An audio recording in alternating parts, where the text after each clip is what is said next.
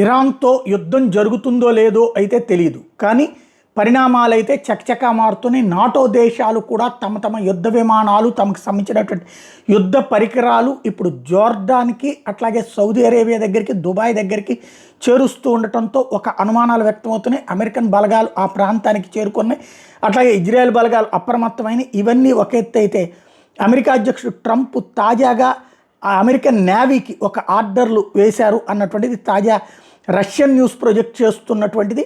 అంటే ఒక రకంగా ఇరాన్ని కూడా ఎలర్ట్ చేస్తుంది. అమెరికాకు సంబంధించిన అన్ని బ్రాంచెస్ మిలిటరీ ప్రిపేర్ అవ్వండి, నేవల్ బ్లాకేడ్ అన్నటువంటిది జరపాల్సి ఉంది. అంటే యుద్ధ నౌకల్ని ఆపాల్సి ఉంది, యుద్ధ నౌకల్ని విధ్వంసం చేయాల్సి ఉంది. ఇరాన్కి సంబంధించిన వాటిని శుక్రవారం తర్వాతన ఏ క్షణంలోనైనా ఉత్తర్వులు ఇచ్చే అవకాశం ఉంది అన్నటువంటి పాయింట్ని ప్రొజెక్ట్ చేసుకొచ్చారు. తద్వారా సంథింగ్ ఏదో జరుగుతుందన్నటువంటి అంశం అయితే స్పష్టంగా కనబడుతుంది.